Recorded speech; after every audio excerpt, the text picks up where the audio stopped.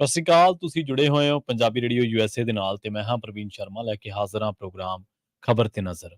Punjabi radio USA ਨੂੰ ਇਸ ਵੇਲੇ ਤੁਸੀਂ ਸੁਣ ਰਹੇ ਹੋ ਏਐਮ ਐਫਐਮ ਸਟੇਸ਼ਨ ਦੇ ਨਾਲ ਰੇਡੀਓ ਸੈੱਟ ਤੇ ਨੈਟ ਤੇ mobile app social media platforms Facebook YouTube ਤੇ ਸੁਣ ਰਹੇ ਹੋ ਦੇਖ ਰਹੇ ਹੋ ਸਾਰੇ ਹੀ ਦਰਸ਼ਕਾਂ ਦਾ ਪ੍ਰੋਗਰਾਮ ਖਬਰ ਤੇ ਨਜ਼ਰ ਦੇ ਵਿੱਚ ਸਵਾਗਤ ਹੈ।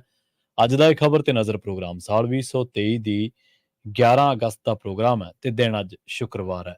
ਪ੍ਰੋਗਰਾਮ ਨੂੰ ਸਪਾਂਸਰ ਕਰਦੇ ਨੇ ਖਾਲਸਾ ਇੰਸ਼ੋਰੈਂਸ ਏਜੰਸੀ ਵਾਲੇ, ਜਿਨ੍ਹਾਂ ਤੋਂ ਤੁਸੀਂ ਹਰ ਤਰੀਕੇ ਦੀ ਇੰਸ਼ੋਰੈਂਸ ਲੈ ਸਕਦੇ ਹੋ। ਇੰਸ਼ੋਰੈਂਸ ਬਾਰੇ ਪਤਾ ਕਰਨ ਦੇ ਲਈ ਇਹਨਾਂ ਦਾ ਨੰਬਰ ਹੈ 408272 2500। ਇਹ ਪਿਛਲੇ 32 ਸਾਲਾਂ ਤੋਂ ਇੰਸ਼ੋਰੈਂਸ ਦੇ ਵਿੱਚ ਸ਼ਾਨਦਾਰ ਸੇਵਾਵਾਂ ਦੇ ਰਹੇ ਨੇ ਤੇ ਅਮਰੀਕਾ ਭਰ ਦੇ ਵਿੱਚ ਇੰਸ਼ੋਰੈਂਸ ਕਰਦੇ ਨੇ। ਅੱਜ ਹੀ ਇਹਨਾਂ ਸੇਵਾਵਾਂ ਦਾ ਲਾਭ ਉਠਾਉਣ ਦੇ ਲਈ ਡਾਇਲ ਕਰੋ 408272 2500। ਟਰਕੀਆਨਾ ਇਮੀਗ੍ਰੇਸ਼ਨ ਲਾ ਫਰਮ ਵਾਲੇ ਜੇ ਟਰਕੀਆਨਾ ਅਟਾਰਨੀ ਟਰਕੀਆਨਾ ਦੇ ਨਾਲ ਤੁਸੀਂ ਯੂਐਸ ਇਮੀਗ੍ਰੇਸ਼ਨ ਬਾਬਤ ਕੋਈ ਵੀ ਸਲਾਹ ਕਰਨੀ ਹੈ, ਕੋਈ ਵੀ ਸਵਾਲ ਪੁੱਛਣਾ ਤੇ ਇਹਨਾਂ ਦਾ ਨੰਬਰ ਹੈ 4159090503। Gurdeep Singh Birdi Clovis, Satnam Singh Shergill Selma, Visalia family Fresno, Mandeep Singh, Sandeep Kaur San Jose, Manjeet Singh San Jose. ਇਹਨਾਂ ਸਾਰੇ ਹੀ ਸਪਾਂਸਰ ਦਾ ਬਹੁਤ-ਬਹੁਤ ਧੰਨਵਾਦ। ਤੇ ਜੇਕਰ ਤੁਸੀਂ ਵੀ ਪੰਜਾਬੀ ਰੇਡੀਓ ਯੂਐਸਏ ਦੇ ਇਹਨਾਂ ਪ੍ਰੋਗਰਾਮਾਂ ਨੂੰ ਸਪਾਂਸਰ ਕਰਨਾ ਚਾਹੁੰਦੇ ਹੋ ਤਾਂ ਸਟੂਡੀਓ ਦਾ ਨੰਬਰ ਹੈ 408272 5200। ਖਬਰਾਂ ਦੀ ਸ਼ੁਰੂਆਤ ਕਰਦੇ ਹਾਂ ਪੰਥਕ ਖਬਰਾਂ ਤੋਂ। ਸ਼ੁਰੂਆਤ ਕਰਦੇ ਹਾਂ ਇੱਕ ਅਹਿਮ ਖਬਰ ਤੋਂ। ਸਿੱਖ ਜਥੇਬੰਦੀਆਂ ਵੱਲੋਂ ਇੱਕ ਗੈਰ ਸਿੱਖ ਨੂੰ ਤਖ਼ਤ ਸ੍ਰੀ ਹਜ਼ੂਰ ਸਾਹਿਬ ਨੰਦੇੜ ਸਾਹਿਬ ਦਾ ਪ੍ਰਬੰਧਕ ਲਾਏ ਜਾਣ ਦਾ ਵਿਰੋਧ ਕਰਨ ਤੋਂ ਮਗਰੋਂ ਮਹਾਰਾਸ਼ਟਰ ਸਰਕਾਰ ਨੇ ਅਭਿਜੀਤ ਰਜਿੰਦਰ ਰਾਉਤ ਦੀ ਥਾਂ ਤੇ ਹੁਣ ਸਾਬਕਾ ਆਈਐਸ ਡਾਕਟਰ ਵਿਜੇ ਸਤਵੀਰ ਸਿੰਘ ਨੂੰ ਤਖ਼ਤ ਸ੍ਰੀ ਹਜ਼ੂਰ ਸਾਹਿਬ ਨੰਦੇੜ ਸਾਹਿਬ ਦਾ ਪ੍ਰਬੰਧਕ ਲਾਉਣ ਦਾ ਐਲਾਨ ਕਰ ਦਿੱਤਾ ਹੈ। ਪਤਾ ਲੱਗਿਆ ਕਿ ਇੱਕ ਗੈਰ ਸਿੱਖ ਨੂੰ ਤਖ਼ਤ ਦਾ ਪ੍ਰਬੰਧਕ ਲਾਉਣ ਦਾ ਸਿਆਸੀ ਧਿਰਾਂ ਸ਼੍ਰੋਮਣੀ ਅਕਾਲੀ ਦਲ ਅੰਮ੍ਰਿਤਸਰ ਸਣੇ ਸਿੱਖ ਜਥੇਬੰਦੀਆਂ ਨੇ ਤੇ ਸਿੱਖ ਸੰਗਤਾਂ ਨੇ ਵੱਡੇ ਪੱਧਰ ਤੇ ਵਿਰੋਧ ਕੀਤਾ ਸੀ। ਵੱਖ-ਵੱਖ ਜਥੇਬੰਦੀਆਂ ਨੇ ਮਹਾਰਾਸ਼ਟਰ ਦੇ ਮੁੱਖ ਮੰਤਰੀ ਏਕਨਾਥ ਸ਼ਿੰਦੇ ਅਤੇ ਉਪ ਮੁੱਖ ਮੰਤਰੀ ਦੇਵੇਂਦਰ ਫੜਨਵੀਸ ਨੂੰ ਫੈਸਲਾ ਵਾਪਸ ਲੈ ਕੇ ਸਿੱਖ ਨੁਮਾਇੰਦੇ ਨੂੰ ਪ੍ਰਬੰਧਕ ਲਾਉਣ ਦੇ ਲਈ ਪੱਤਰ ਲਿਖੇ ਗਏ ਸਨ। ਇਸੇ ਸੰਬੰਧੀ ਦਿੱਲੀ ਸਿੱਖ ਗੁਰਦੁਆਰਾ ਪ੍ਰਬੰਧਕ ਕਮੇਟੀ ਦੇ ਸਾਬਕਾ ਪ੍ਰਧਾਨ ਮਨਜਿੰਦਰ ਸਿੰਘ ਅਤੇ ਦਿੱਲੀ ਸਿੱਖ ਗੁਰਦੁਆਰਾ ਪ੍ਰਬੰਧਕ ਕਮੇਟੀ ਦੇ ਪ੍ਰਧਾਨ ਹਰਮੀਤ ਸਿੰਘ ਕਾਲਕਾ ਦੀ ਅਗਵਾਈ ਹੇਠ ਇੱਕ ਵਫਦ ਨੇ ਮਹਾਰਾਸ਼ਟਰ ਦੇ ਉਪ ਮੁੱਖ ਮੰਤਰੀ ਦੇਵੇਂਦਰ ਫੜਨਵੀਸ ਦੇ ਨਾਲ ਨਵੀਂ ਦਿੱਲੀ ਦੇ ਵਿੱਚ ਮੁਲਾਕਾਤ ਵੀ ਕੀਤੀ। ਮਾਮਲੇ ਦੀ ਗੰਭੀਰਤਾ ਨੂੰ ਸਮਝਦਿਆਂ ਫੜਨਵੀਸ ਨੇ ਤੁਰੰਤ ਫੈਸਲਾ ਵਾਪਸ ਲੈਂਦਿਆਂ ਸਾਬਕਾ ਆਈਐਸ ਡਾਕਟਰ ਵਿਜੇ ਸਤਬੀਰ ਸਿੰਘ ਨੂੰ ਤਖ਼ਤ ਸ੍ਰੀ ਹਜ਼ੂਰ ਸਾਹਿਬ ਨੰਦੇੜ ਦਾ ਨਵਾਂ ਪ੍ਰਬੰਧਕ ਲਾਉਣ ਦੇ ਹੁਕਮ ਜਾਰੀ ਕੀਤੇ ਨੇ।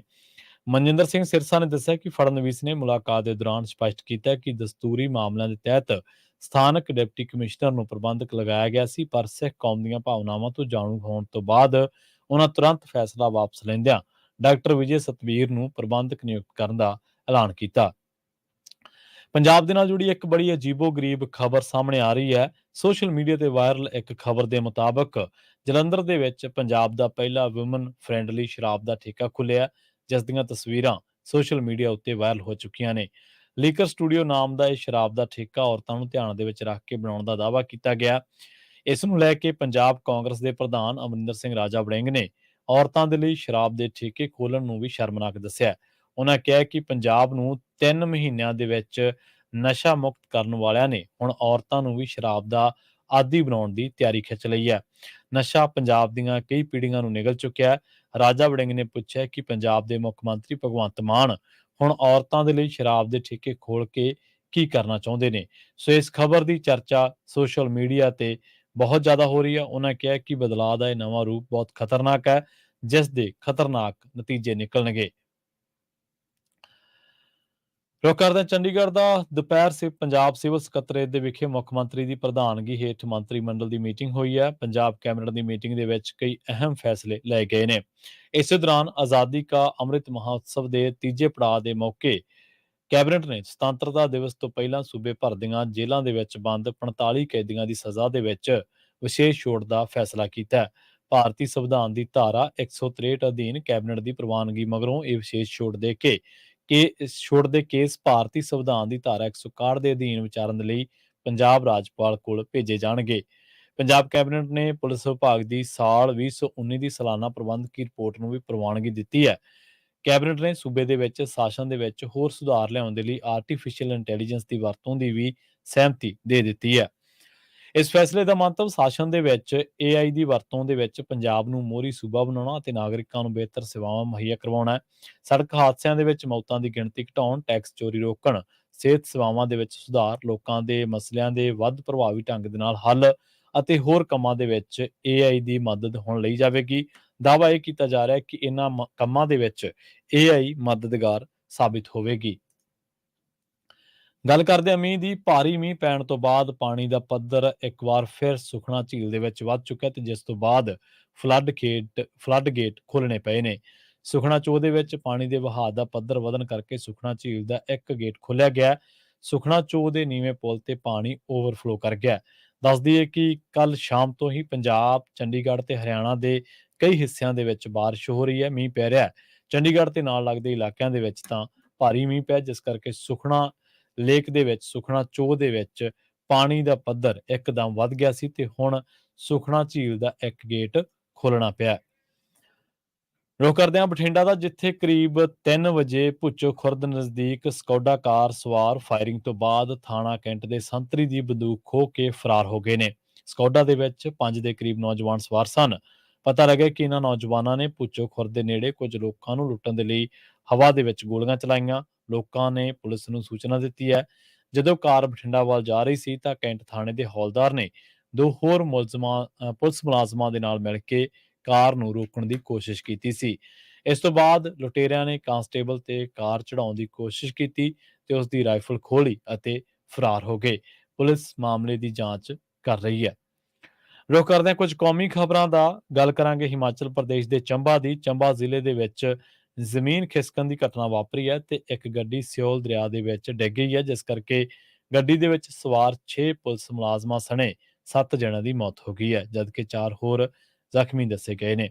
ਅਧਿਕਾਰੀਆਂ ਨੇ ਦੱਸਿਆ ਕਿ ਗੱਡੀ ਦੇ ਵਿੱਚ 11 ਜਣੇ ਸਵਾਰ ਸਨ ਅਤੇ ਇਹ ਹਾਦਸਾ ਚੰਬਾ ਜ਼ਿਲ੍ਹੇ ਦੇ ਚੂਰਾ ਇਲਾਕੇ ਦੇ ਵਿੱਚ ਤਰਵਈ ਪੁਲ ਦੇ ਨੇੜੇ ਵਾਪਰਿਆ।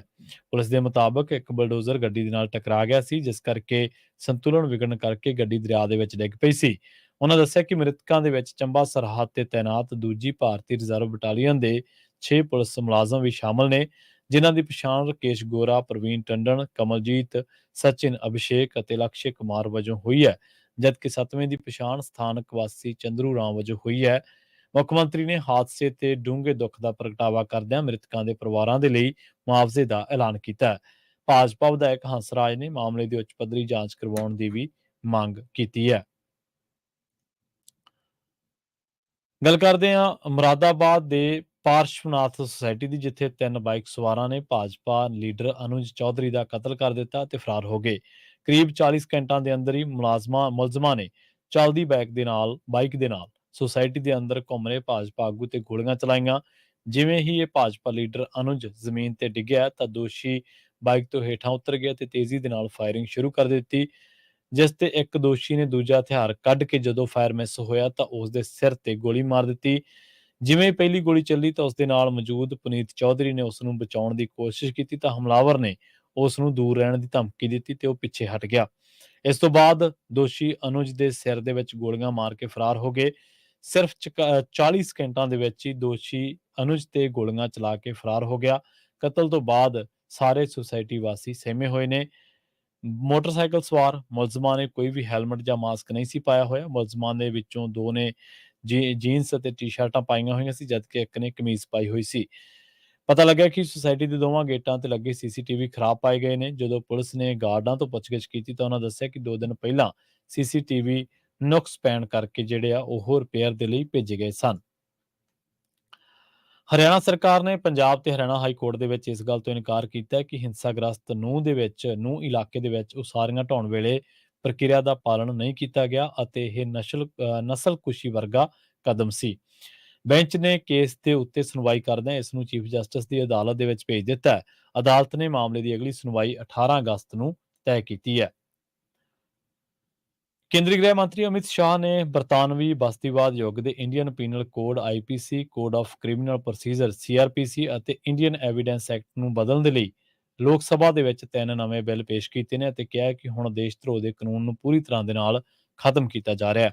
ਉਹਨੇ ਇਹ ਵੀ ਕਿਹਾ ਹੈ ਕਿ ਨਵੇਂ ਕਾਨੂੰਨਾਂ ਦੇ ਤਹਿਤ ਭਗੌੜੇ ਮੁਲਜ਼ਮਾਂ ਦੀ ਗੈਰ ਹਾਜ਼ਰੀ ਦੇ ਵਿੱਚ ਮੁਕੱਦਮਾ ਚਲਾਉਣ ਅਤੇ ਸਜ਼ਾਵਾਂ ਦੇਣ ਸਣੇ ਕਈ ਵਿਵਸਥਾਵਾਂ ਨੇ।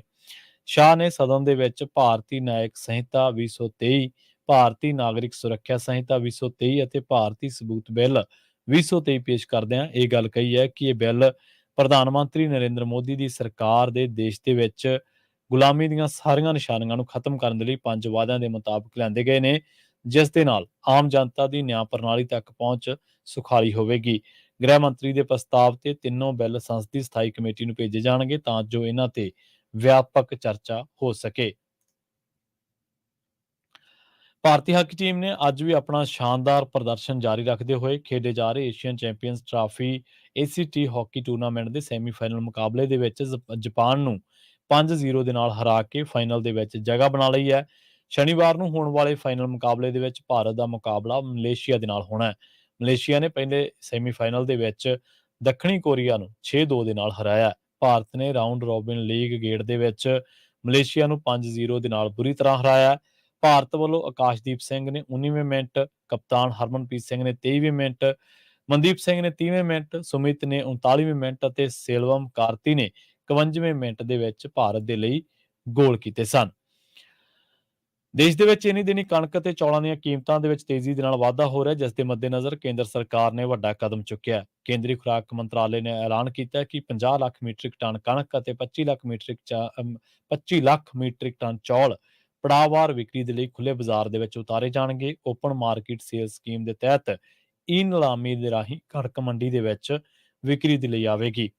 ਖੁਰਾਕ ਮੰਤਰਾਲੇ ਵੱਲੋਂ ਜਾਰੀ ਬਿਆਨ ਦੇ ਵਿੱਚ ਕਿਹਾ ਗਿਆ ਕਿ ਭਾਰਤੀ ਖੁਰਾਕ ਨਿਗਮ FCI ਅਤੇ ਇਹਦੇ ਨਾਲ ਹੀ ਦੱਸਿਆ ਗਿਆ ਕਿ ਇਹ OMSSD ਯਾਨੀ ਕਿ ਓਪਨ ਮਾਰਕੀਟ ਸੇਲ ਸਕੀਮ ਦੇ ਤਹਿਤ 50 ਲੱਖ ਮੀਟ੍ਰਿਕ ਟਨ ਕਣਕ ਅਤੇ 25 ਲੱਖ ਮੀਟ੍ਰਿਕ ਟਨ ਚੌਲ ਨੀਲਾਮੀ ਦੇ ਰਾਹੀਂ ਵਿਕਰੀ ਦੇ ਲਈ ਖੁੱਲੇ ਬਾਜ਼ਾਰ ਦੇ ਵਿੱਚ ਉਤਾਰੇਗਾ। ਅਗਲੀ ਖਬਰ ਦੇ ਵੱਲ ਵਧੀਏ ਤੇ ਗੱਲ ਕਰੀਏ ਜਲੰਧਰ ਤੋਂ ਜਿਹੜੇ ਮੈਂਬਰ ਪਾਰਲੀਮੈਂਟ ਨੇ ਉਹਨਾਂ ਨੇ ਜਿਹੜਾ ਉਹਨਾਂ ਲੋਕ ਸਭਾ ਤੋਂ ਮੁਅੱਤਲ ਕੀਤਾ ਗਿਆ, ਉਸ ਮਾਮਲੇ ਦੇ ਵਿੱਚ ਹੁਣ ਜੰਜੀਰਾਂ ਪਾ ਕੇ ਸੰਸਦ ਦੇ ਬਾਹਰ ਰੋਸ ਮੁਜ਼ਾਹਰਾ ਕੀਤਾ। ਪਤਾ ਲੱਗਾ ਕਿ ਸੁਸ਼ੀਲ ਰੈਂਕੀ ਵੱਲੋਂ ਆਪਣੇ ਦੇ ਉੱਤੇ ਸਰੀਰ ਦੇ ਉੱਤੇ ਜੰਜੀਰਾਂ ਪਾਈਆਂ ਗਈਆਂ ਸਨ ਅਤੇ ਜੰਜੀਰ ਲਪੇਟ ਕੇ ਇਹਨਾਂ ਨੇ ਮੁਜ਼ਾਹਰਾ ਕੀਤਾ।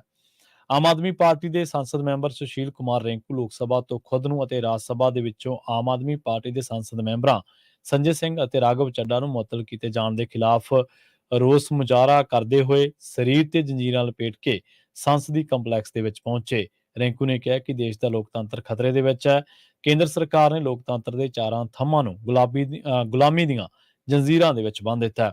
ਉਹਨਾਂ ਲੋਕਾਂ ਨੂੰ ਅਪੀਲ ਕੀਤੀ ਹੈ ਕਿ 2024 ਦੀਆਂ ਆਮ ਚੋਣਾਂ ਦੇ ਵਿੱਚ ਭਾਜਪਾ ਨੂੰ ਸੱਤਾ ਤੋਂ ਬਾਹਰ ਕੀਤਾ ਜਾਵੇ। ਇਸ ਦੇ ਨਾਲ ਹੀ ਪੰਜਾਬੀ ਖਬਰਾਂ ਦੇ ਇਸ ਬੁਲੇਟਿਨ ਦੇ ਵਿੱਚ ਹੁਣ ਤੱਕ ਲਈ ਬਸ ਇੰਨਾ ਹੀ। ਮੈਨੂੰ ਪ੍ਰਵੀਨ ਸ਼ਰਮਾ ਨੂੰ ਇੱਥੇ ਦਿਓ ਇਜਾਜ਼ਤ। ਜੁੜੇ ਰਹੋ ਪੰਜਾਬੀ ਰੇਡੀਓ USA ਦੇ ਨਾਲ ਤੇ ਆਖਿਰ ਦੇ ਵਿੱਚ ਇੱਕ ਵਾਰ ਫਿਰ ਤੋਂ ਤੁਹਾਨੂੰ ਸਭ ਨੂੰ ਪਿਆਰ ਸਤਿਕਾਰ ਸਹਿਤ ਸਤਿ ਸ਼੍ਰੀ ਅਕਾਲ।